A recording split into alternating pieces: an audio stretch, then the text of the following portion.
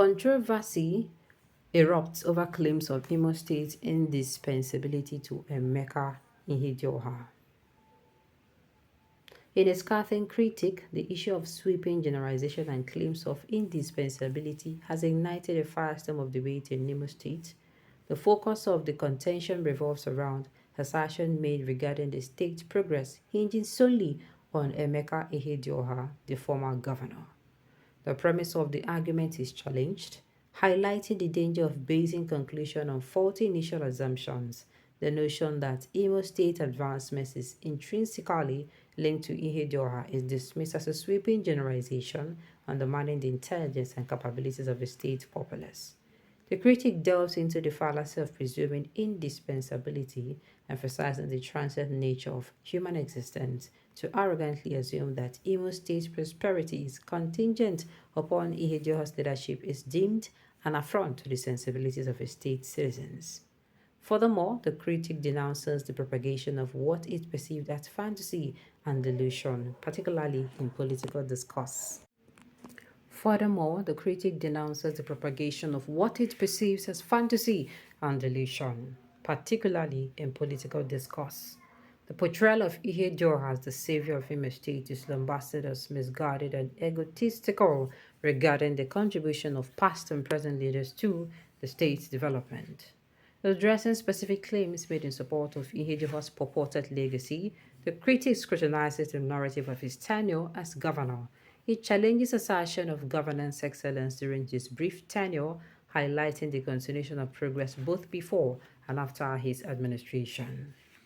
Moreover, the critic refutes claims of unparalleled achievement under Ihedioha's leadership, citing tangible and evidence of developmental projects initiated by subsequent administrations. It underscores the fallacy of attributing exclusive credit to any single leader for the state's progress. The critic also delves into the legal and constitutional controversies surrounding Ihedioha's ascension to power. It raises questions about the legitimacy of his mandate and criticizes the handling of electoral process and legal challenges. In addition to questioning the efficacy of Ihedioha's governance, the critic examines allegations of financial mismanagement and abuse of power during his tenure. It calls attention to discrepancies in government spending and highlights issues related to transparency and accountability. Ultimately, the critic underscores the need for objective analysis and informed discourse in evaluating political leadership. It calls for a departure from grandiose claims of indispensability and a focus on pragmatic solutions to address the state's challenges. It calls for a departure from grandiose claims of indispensability and a focus on pragmatic solutions to address the state challenges. As the debate rages on, stakeholders are urged to prioritize the interests of the people and engage in constructive dialogue to chart a path toward for Imo State's development. Well, Ihedioha was a darling to, he was called during his tenure, he was a darling to the people of Imo State. They really fought to have him, sincerely. They fought to have him, but I don't know about now. I guess I'm before no be property.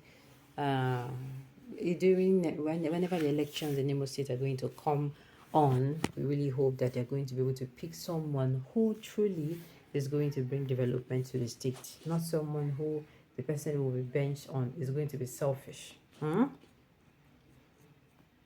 issue of Ihedioha and development of Imo State should be left for Honesty Molai to decide and not which are critics who are reading or acting another man's script. Exactly. We also what happened in Imo just within the little time the then governor Ihedioha was in charge compared to the present governor. Imole's are too old for it to depend on whatsoever to divert or stand for the support of illegality from the truth. I mean, a lot of people hailed him. He did work in Imo State, no doubt.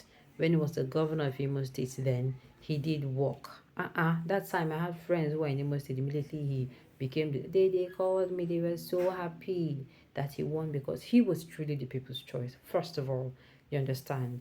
And when they were having issues, they were like, nobody took it serious. Nobody's okay, fine. After all this up and down, this man was to remain governor. Even as the issues were in court, Baba they walk. They were telling me, see, Baba they walk, that they could see improvement everywhere.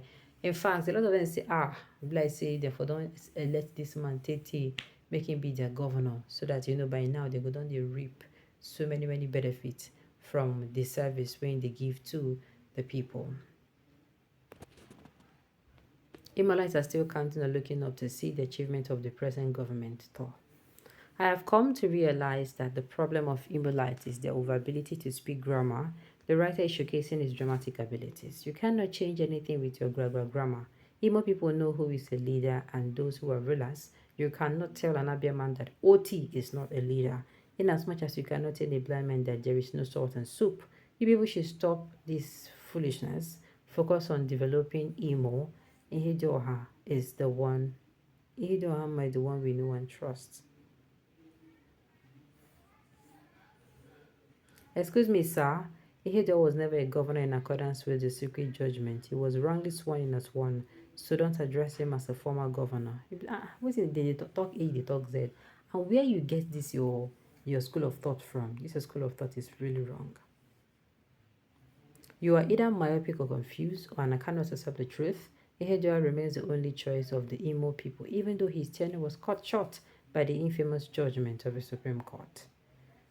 Your statement here is my. They don't have to reply themselves. No. Imosik is currently smarting from the harrowing experience at the hands of political gladiators in Douglas House Owerri. Imolites are not in the mood for any experimentation with any unproven greenhorns. The consensus should be for Ihedioha to continue from here. He was rudely interrupted. Uzodinma has done well in Imo, and we shall vote in anyone given to us by Uzodinma. Really?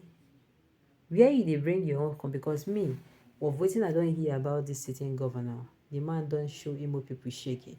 So if you come outside and say he don't do well, abeg, he do well be say he give him money, he give your sister appointment or your brother appointment, because I don't understand.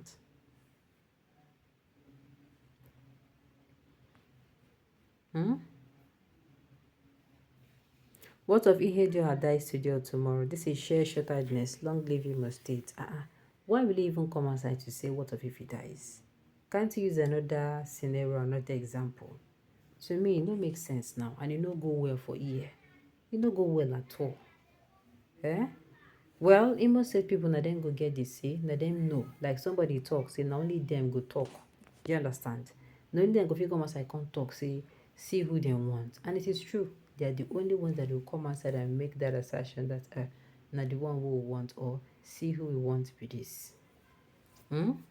Hopefully dem go pick person wey be say go really give them, show them wetin good governance be, just like the person wey be say Abia State people pick for themselves, and they are really happy with its governance. Alright, on this note, we have come to the end of the news. So thank you for tuning in to listen.